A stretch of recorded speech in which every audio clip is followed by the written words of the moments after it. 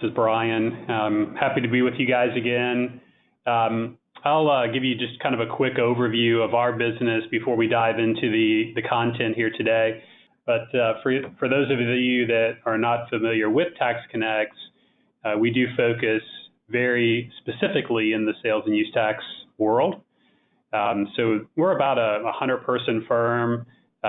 Jeff and I are based just outside of Atlanta. We've got about 30, 40 people here, and then the rest of our team is spread throughout the country. But within sales and use tax, there's really two practice areas that we have here, and one of those Jeff heads up for us, and that's our consulting and advisory practice. And most of what we'll be talking about today kind of fits into exactly what Jeff does on a day-to-day basis.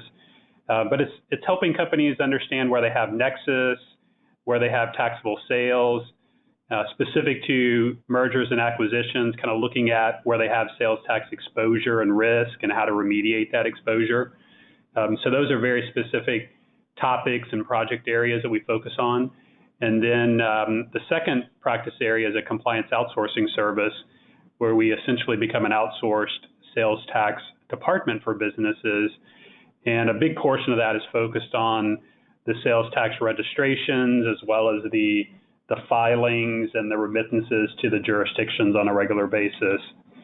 But, in terms of the agenda, we're really here to focus on M&A topics. And if you've been in this industry for more than a day or two, you've probably seen some type of issue related to either a merger or an acquisition. And when it comes to sales tax, it often pops up from a due diligence perspective.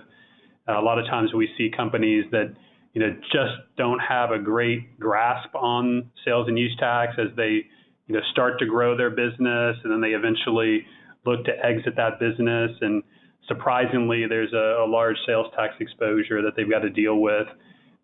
We try to encourage those types of businesses to get out in front of that and hopefully deal with it before you reach an exit point, but it doesn't always work that way. We've represented companies on the buy side as well as on the sell side, so we'll have some stories to tell along the way from those two perspectives. But you can kind of see the agenda here, really talking about the nexus and taxability determination and estimating your exposure, and what are some of those then remediation options that might present themselves so that we can clear up any past sins from a sales tax perspective. So today, wanted to really talk a little bit, and as Brian kind of gave you the overview, about sales and use tax as it relates to mergers and acquisitions. Most of the discussion today will probably be from the seller's perspective, things that you need to be prepared for, but just recognize that both parties have a significant vested interest in sales and use taxes when an acquisition or investor scenario starts to take place. The common storyline that we often hear, this is particularly true if we're brought in kind of after the fact. And when I say after the fact, we've got a client or a prospect that's come to us and said, hey, I am getting ready to sell my business. We've already had some due diligence performed by the acquiring entity. They've identified some situations or circumstances that aren't favorable to us from a sales tax risk perspective. And they're just looking for some guidance and some help. So the typical scenario might be that a company's going through the due diligence, the buyers identified and estimated maybe $2 million or more in sales tax risk and exposure. And what the buyer is going to do naturally is secure themselves from that risk, either through escrow or forcing some type of action or reduction in the purchase price. And the question becomes, as we operate businesses or we're operating within businesses that might be candidates for acquisition in the future, do we at least have knowledgeable facts around our sales tax requirements and our compliance footprint? So we'll talk a little bit about what that looks like and what it means here in the next several slides. But that's sort of the idea is we've got an opportunity to either sell the business entirely or maybe it's to take on a significant investor. And today we find that buyers and investors are much more sophisticated and much more in tune with sales tax risk and exposure. So it's coming up more and more often during due diligence. We like to start any discussion related to sales and use tax with just a revisit of nexus. Nexus is really the factor that has to exist before you should have any real dialogue or analysis around sales and use tax. And nexus is simply the term used to reference a connection. If you have a connection with the state, if you have some level of activity or presence within a state that affords that state to impose its taxing laws on you, then you're deemed to have nexus with that state. When we talk about nexus from a sales and use tax perspective, historically, and this is going back into the 1960s, the standard has been physical presence. There historically had to be some physical activity. Now, that doesn't have to be a permanent physical activity in the form of an office or even in the form of an employee based in the state. It could also have included things that were temporary in nature. Maybe it was inventory that passed through the state temporarily. Maybe it was agents or employees visiting the state periodically to solicit sales. Or it could have been someone in a third-party capacity performing services in the state. So there was a number of factors that would drive and contribute towards physical presence. The big change in this world of sales and use tax nexus occurred back in 2018, almost 5 years out from that now. And that was the Wayfair decision. We call it the Wayfair decision because South Dakota had legislated an economic nexus standard. No more did they want to rely solely on physical activity or physical presence in the state. They wanted to be able to reach out and touch those companies that were generating significant revenues or have material market availability to themselves within the state. So South Dakota said, if you have more than $100,000 in revenue during a 12-month period, or you have more than 200 transactions during that same period, we're going to deem you to have nexus for sales and use tax purposes. You're going to be required to comply with our sales and use tax laws. And ultimately, after this legislation passed, they asserted nexus against Wayfair, Wayfair being a very somewhat popular online retailer of home goods. They asserted nexus, they assessed them, sales taxes. Wayfair decided to challenge the constitutionality of that law. It went up through the South Dakota Supreme Court. Interestingly enough, the South Dakota Supreme Court ruled in favor of Wayfair. But the state took it to the U.S. Supreme Court. U.S. Supreme Court agreed to hear oral arguments in April of 2018. And in June of 2018, came back with their decision 5-4 in favor of South Dakota. In essence, blessing the concept of economic nexus for sales and use tax purposes. And as you might imagine, all of the states had their ears to the ground on this one. Some of the states, I think, were pretty heavily involved in the case in support of South Dakota. There were quite a few companies that were also involved, interestingly, on both sides of the fence. Some that wanted this economic nexus to pass, others that wanted not to see it go any further. So as this ruling came out in June of 2018, there were a whole list of states ready to introduce their own legislation along these same lines. And as it stands today, every state that has a state-level sales tax has instituted an economic nexus standard, meaning that the mere generation of revenue at a certain threshold will, in fact, establish nexus for sales and use tax purposes and require you to comply with that state's sales and use tax laws. Now, the flavor of all of this, and when we're talking about it across the entire country, the way to think about it is if you're exceeding $100,000 in any given state during the course of the year, you need to evaluate whether that's a trigger for nexus. 100,000 is the more common threshold that most of the states adopted. There are outliers. There are states like California, Texas, that have a $500,000 threshold, which is obviously more meaningful and more beneficial. There's a few states like Mississippi and Alabama that have a $250,000 threshold.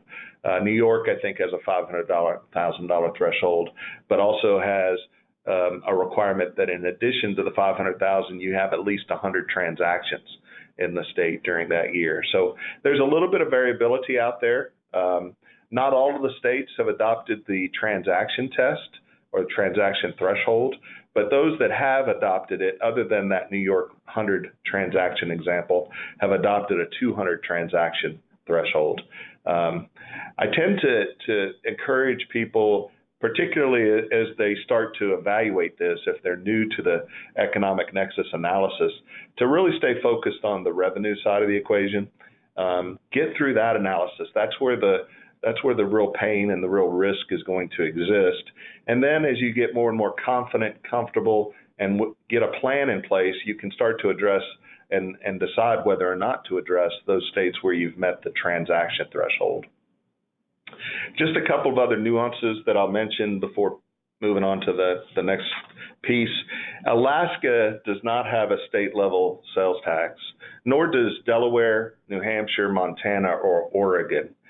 Alaska, however, is a little bit different in that there are cities in Alaska that have their own sales tax laws and administration.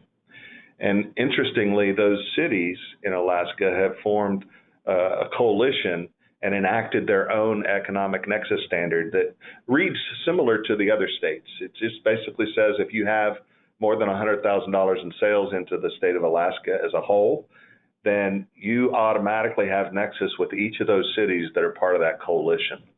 There are some cities, I believe, that are still outliers that have not become part of that coalition, but a great deal or a great portion of the cities have. And then lastly, DC is really considered a state. DC has its own sales and use tax laws and administration, and it functions just like a state, so they too have an economic nexus standard. There's some other nuances across some of the other states, not really wanting to focus too much on that today, but if there are any questions about some other states and nexus and economic thresholds, we'd be happy to try to answer those today. So that's sort of the step one. And again, just to restate the obvious, do we have nexus in the state? And again, stepping back a bit, as we're considering the value of our business and the risks that exist within the business, taking that first step and evaluating nexus is a big deal. It's very helpful. It, at a minimum, gives you a great deal of confidence that you either know there's a potential issue or you might just find that you don't have a lot of issues. The larger you are, the bigger the concern needs to be. But without nexus, there's nothing from a sales and use tax perspective that you need to be worried about. So that's why we take that first step in analyzing nexus. Once we do have nexus, then we start to ask some additional layers of questions. The first of which is, what is the taxability of the products or services that I deliver into that state? And, you know, like nexus, taxability has its own set of nuances. Every state has a different way of attacking different types of industries and services from a sales tax perspective. Generally, we can rely upon the fact that all of the states that have a state-level sales tax start with the concept of sales, retail sales of tangible personal property are subject to tax. And then there's the other side of the equation, which is services. You know, I think a lot of people have historically had the impression or the opinion that services were generally not taxable, particularly what people would refer to as professional services. And that's not necessarily the case, and it does trip people up quite a bit. There are a host of services that are subject to sales or use tax. More common types would be installation services. Telecommunication services are taxable in majority of the states. So there are a lot of nuances around services. When we talk about professional services, just to touch on that briefly, there are what I call the five primary professional services, and that being medical services, accounting services, legal services, architectural and engineering services. And those services, for the most part, in almost the mass of the states, do not tax those professional services. There are a few exceptions to that rule. Hawaii, New Mexico, there's some exceptions there. The other side of the equation from a taxability perspective is situsing. Situsing is really just determining where the taxable event occurs. In other words, if I'm located in Ohio and I'm selling product to a customer in Colorado, where does the tax get imposed? Is it Ohio sales tax? Is it Colorado sales tax? And those situsing rules are dependent upon a number of factors. Usually, if it's tangible personal property, it's where title to that property is deemed to have transferred. Customarily, and the majority of transactions here in the U.S., if a transaction is delivered FOB destination, then we look to the destination address as the situs for applying the sales tax on that transaction. Versus if the shipment or transaction involves an FOB origin shipment, we're assuming the title transfers at the shipping dock at that point, and that the buyer has taken, if not possession, at least title to the property at that point and has risk of loss during transit. And in those circumstances, generally we would apply the rule that the Ohio would be the situsing for the sales taxes in that transaction.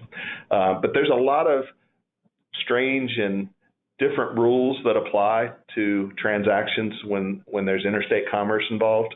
So those are just some examples. They're not necessarily the standard across all situations, particularly when it comes to services. And just to end that taxability conversation on services, generally services are situs where the benefit of use or benefit of receipt occurs. And that usually is where the customer is receiving the service, using the service, getting the value of the benefit of the service. Yeah, so we've kind of covered the basis, the foundation of sales tax. We've identified potentially where we have nexus for sales tax purposes, and we start to evolve into exploring whether or not there's a material risk or exposure within the business. And that's where you start to evaluate the taxability of the products and services, as we've just discussed. But another category of taxability is your customer base. If you're selling in some states to the state and local government primarily, that may be an exempt transaction. The state and local governments of some states, a lot of states, frankly, are not subject to sales tax. Interestingly, there are some states where the state and local government is subject to sales tax. Sales to the federal government is another example. Generally, there's no tax imposed on retail sales to the federal government or any of its agencies. Anybody operating in New Mexico, just be wary. The rules are a little different in New Mexico because their tax scheme is just a little different. So when I talk about federal government sales, it doesn't always play out that way in New Mexico. Then lastly, nonprofit organizations. These are, again, customer types, entity types, or industry types that qualify as exempt in certain states. The other more common exemption would be for resale. So major retailers are constantly buying inventory for resale. Even small retailers are buying inventory or buying product for resale. So resale exemptions are, I would say, the more common exemption that exists in sales and use taxes. So as you start to sort of peel back this onion, after you kind of establish where nexus exists, and you kind of have a good feeling as to where your products and services are taxable, now after you've kind of characterized your customer base, you then have an opportunity to start a real quantification effort by state. Now, if you're not a registered taxpayer in a state, you really don't have the advantage of a statute of limitations. And the states, frankly, can go back as far as they'd like. Most of them administratively only go back 7 to 10 years on a non-registered taxpayer. As we talk through this today, I'm going to be primarily talking about scenarios where no tax has ever been charged or collected in the business. If you have charged tax or collected tax, that's a different scenario. And if you have that scenario personally, you really need to get that mitigated quickly. Mitigation would be getting it paid to the state as soon as possible. But for purposes of this dialogue, we're just talking about exposure in the way of, I've got Nexus, I should have charged tax, but I didn't. If you have been registered, even if you've been filing zero due returns over the course of time, there could be a statute of limitations operating in your favor. And those statutes are typically 36 to 48 months. Again, every state has its little nuance, so there's a few outliers that are a little bit longer than that. So that's sort of the time frames that you're going to look for. Most of the time during due diligence, I would say that companies are, particularly on the buyer side, they're looking to go back at least 5 years to try to get a true sense for what that risk is. Some will go back even further. But, you know, the thing that I would tell you is that a lot of the buyers, when they engage resources to perform due diligence, they're not trying to get very granular. They're actually not going to get as granular as what I've just described here when I say estimate your sales tax exposure. They're more inclined to look at it from just two perspectives. One is, do you have Nexus? And two, is your product or service generally subject to sales tax in that state? That's usually where they stop in their diligence efforts. And as a result, those initial estimates that come back are typically a lot higher than they really should be. And there's usually opportunities to mitigate that. And I think that's where it comes back to this last bullet on this slide. Precise quantification of prior liabilities may require some additional efforts. Sometimes it can be as simple as, my customer historically has accrued a self-accrued use tax on their purchases from us. And as a result, they've already paid this tax. It's already been satisfied. That just has to be documented in some sort of signed document or affidavit. But just know that your own estimate of your exposure is likely to be more precise, more accurate, and hopefully better than what you might find during due diligence. And for that reason, I don't think you want to wait for due diligence to occur before you start thinking about it and analyzing it. You want to be prepared. I think it's of great value, even if you know there's a pending due diligence effort coming within the next 30 days. There's still a lot of, I think, benefit in doing your own analysis and starting to prepare yourself for the inevitability that there might be some exposure.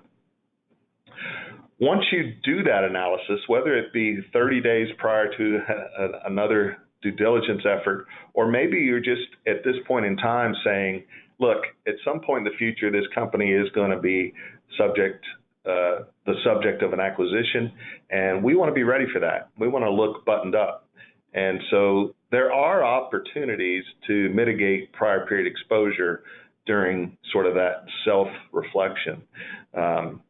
In a lot of cases, particularly with the companies we're working with, we work with a lot of small to mid-sized companies. They're typically not flush with cash. They've got a lot of other more important things to spend money and invest in. And so when we encounter significant exposure prior periods, we're more inclined to look forward and say, let's get registered and start to voluntarily comply on a go-forward basis, recognizing that that prior period risk still exists. And it will exist for a period of time until you really run out the general statute of limitations. So you're looking at 3 to 4, maybe 5 years of living with a little bit of anxiety for those prior periods. But it still is important. Don't bury your head in the sand. If you find that you need to be registered, take action, whether that's mitigation of the prior period liability and risk, or just getting registered and complying prospectively. Take some action and start to at least address it. We do talk to clients from time to time who feel compelled to go back and register retroactively. Of course, when you do that, you're implying to the state that you have exposure retroactively. They're going to automatically ask you to file returns retroactively for all of those periods between the time you registered and current. And they're going to expect there's some tax liability associated with that. And then lastly, the opportunity exists in all the states for a voluntary disclosure. We refer to these as BDAs, voluntary disclosure agreements. All the states have some variety of a BDA. They're not all equal. They're not all as easy and straightforward. Some are easier than others. One of the primary factors of voluntary disclosure agreements is you can't have already been registered and in compliance to participate in the program, or you can't have been notified for audit or notified with an inquiry about your sales tax risk. Now, I say that's sort of the general principle that we all follow. There are exceptions to that rule. There are some states that will let you enter the voluntary disclosure program, even though you've been registered for some period of time.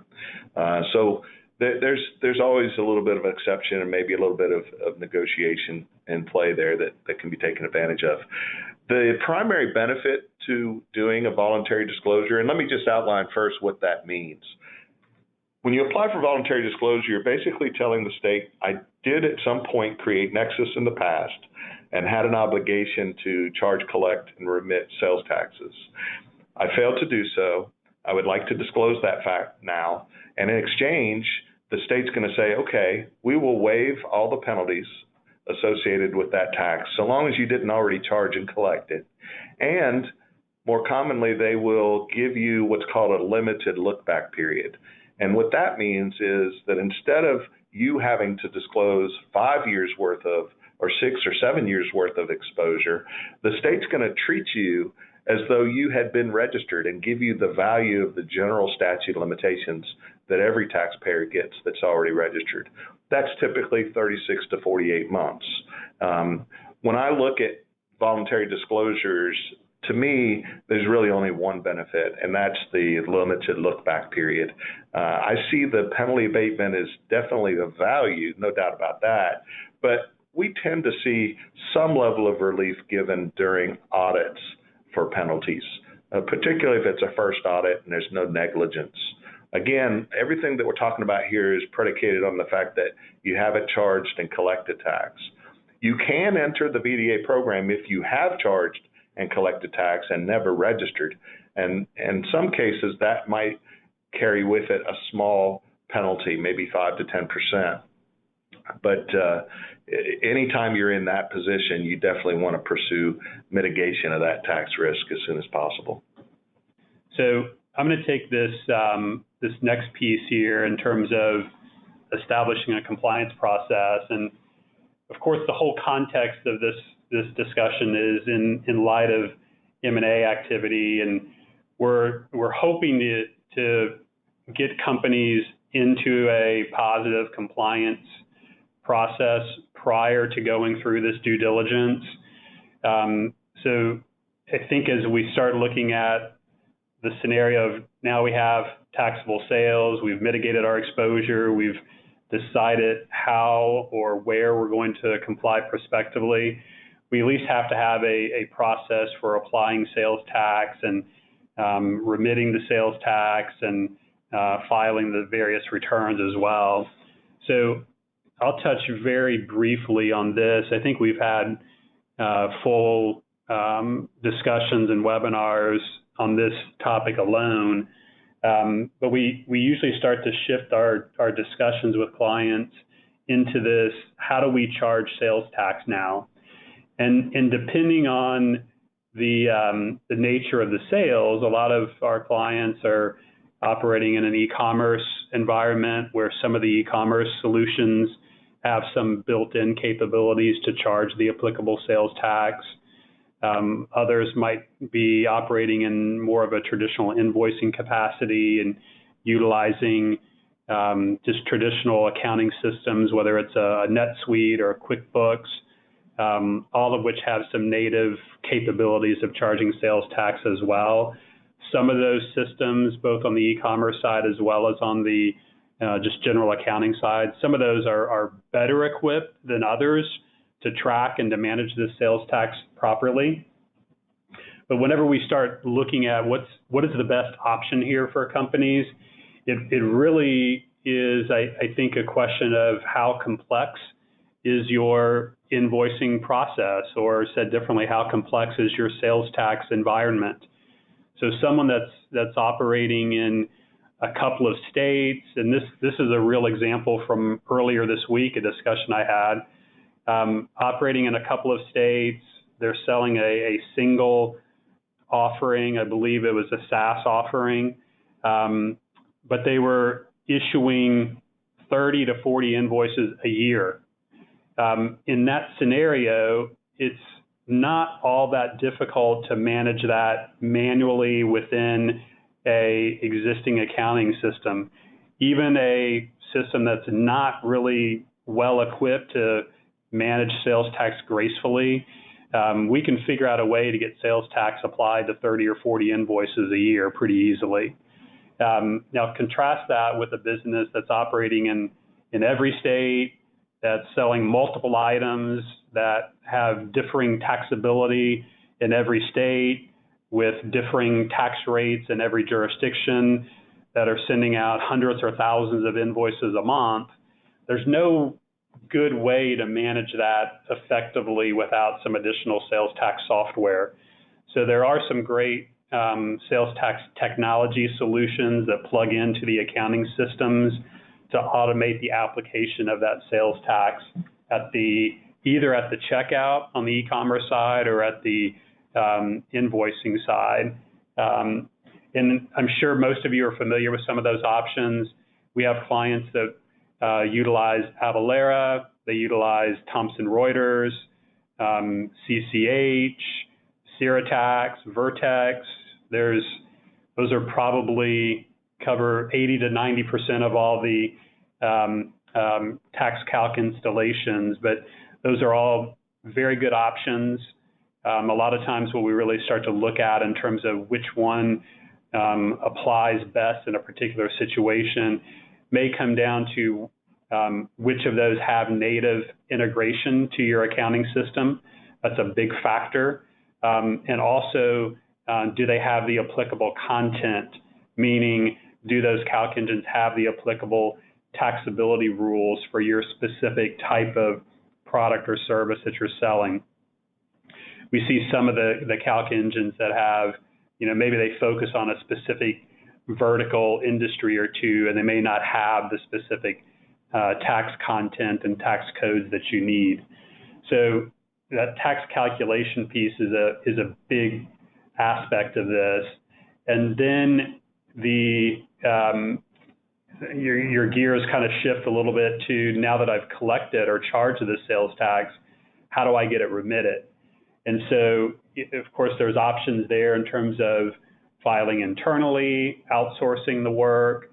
As I mentioned, we do a lot of the outsourcing piece. This is also a scenario of probably volume for a lot of clients. If they're in one or two states, it's not all that difficult to file a couple of returns a month. But now they're in 10 states or 20 states or 30 states, or they're filing in these home rule jurisdictions in Alabama or Colorado or Louisiana. At some point, the volume becomes overwhelming, and an outsourcing type of solution makes a lot of sense for those types of businesses.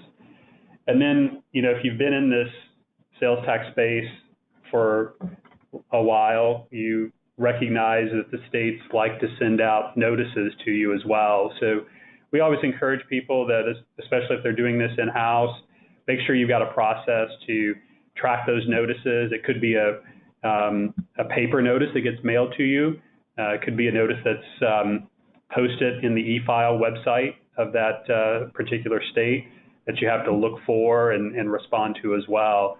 But just making sure you've got a process to capture the notice and respond to it in a timely fashion. A lot of times they have very tight windows of time in terms of how quickly you need to respond to those notices. So hopefully at this point, you've got a good compliance process set up. I think we've got a couple of real world examples where people didn't necessarily have a great process set up and they were actually going through the due diligence process and they had some issues that I'll turn it back over to Jeff and let him talk about those scenarios. Yeah, with the remaining time, we'll kind of talk about a couple of these stories. One of the clients that we worked with had not been compliant. We hadn't been working with them in the past.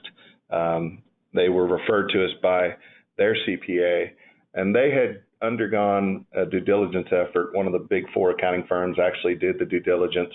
They presented us with a component of that due diligence result, and it became pretty evident right away that the due diligence effort was not very detailed. And that was intentional. There wasn't anything wrong with the due diligence effort. It simply just did not go down into the transaction levels like we would expect it to do for purposes of precision. So in this particular case, they received a $2.2 million escrow and were told to get any of this escrow, you're going to have to go back and mitigate those liabilities. So at the first review, we're basically looking at, okay, it's $2.2 million in risk. What can we do to mitigate a portion of that risk simply by going down the path of a voluntary disclosure? Because that 2.2 might be reflective of 5 or 7 years worth of exposure. And if I do the VDAs, I can clip off 20 to 40% of that exposure right off the top. And that's ultimately cash in their pocket. The other aspect to this particular scenario was that all of the gross receipts were deemed to be taxable during due diligence. And as it turned out, in a number of the states they were operating, the service element was significant and material and wasn't taxable. And so we were able to mitigate a large portion of that exposure going through that exercise as well. But these things, they tend to have quite an impact. We have seen sales tax due diligence crash deals before. The dollars and the risk were just too much for both parties.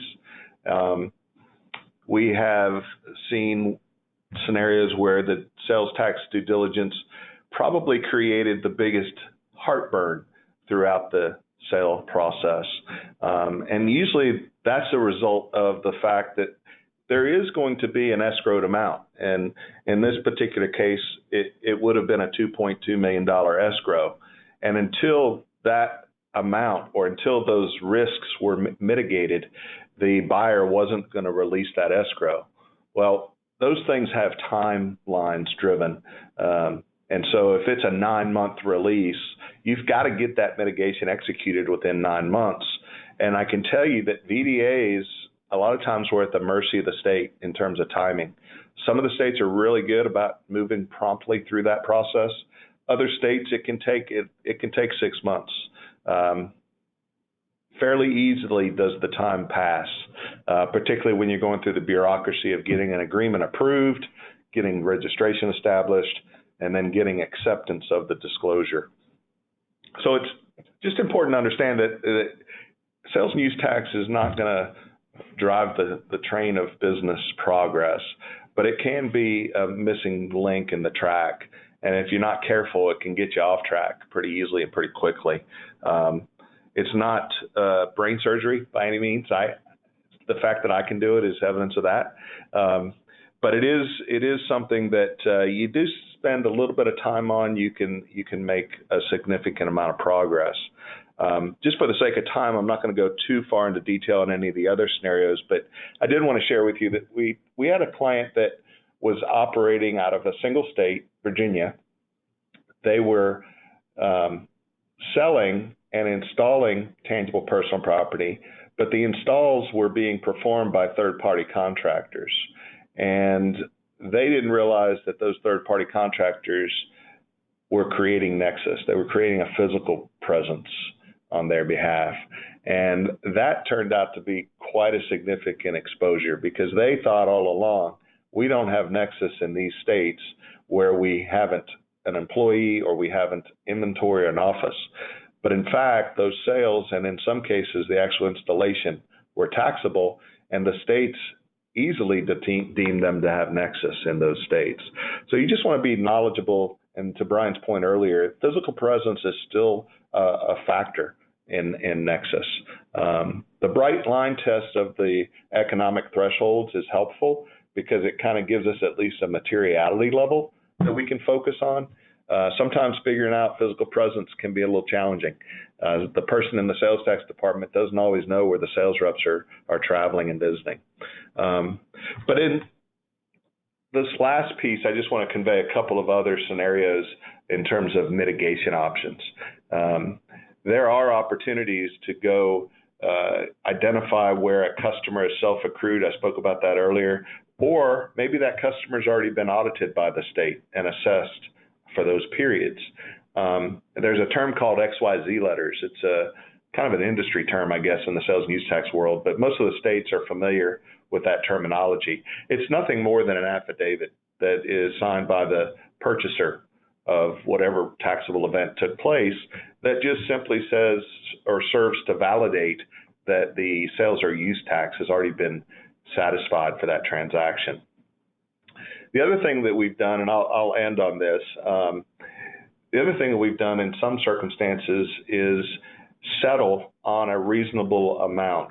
We'll take the overall due diligence effort, and typically that involves a number of states. Let's say it involves 10 states where there's risk and exposure, and the buyer doesn't want any part of that risk and exposure. However, an educated buyer will realize that there's a risk quotient that you can put against that audit liability. And you can say, what are the likelihood that I'll get audited in all 10 states? Well, that's not very likely. So you start to dwindle down the liability to a place that's palatable. And the parties can come to some agreement where they just simply reduce the sales price by a certain amount that represents or reflects adequately that level of risk, and then the buyer just moves along, gets registered, and starts complying prospectively. And they'll just keep that settlement as an accrual for purposes of satisfying any liabilities that they might face in the future. And hopefully the settlement proves to be profitable for both sides. Now, when I say that, I'm acknowledging that the state's losing. The state's not getting the money they're due. I recognize that, but sometimes in the business transactions, you've got to get through that transaction. And the sooner we can get into voluntary compliance, as I said earlier, the better. So that's just another example of that. The last thing, I told you this would be the last thing, but this is one more last thing. VDAs, I had a note here, whether an asset deal or a stock deal. Usually if it's a stock deal, the buyer is going to force the VDAs. They're going to want it to be mitigated before they take over. In asset deals, that may not be the case. There may not be as much concern. There are still some pass-through liabilities that can exist in an asset deal from a sales tax perspective, so you want to be a little careful. But I have seen, we've worked with a company where they were purchased by a larger company that was fairly sophisticated. It was an asset deal, but they forced them to still go back and do VDAs because they did not want any potential risk of a pass-through liability, and they were forced to do that. This has been It Depends, with another episode explaining the complexities surrounding sales and use tax. We'll see you next time.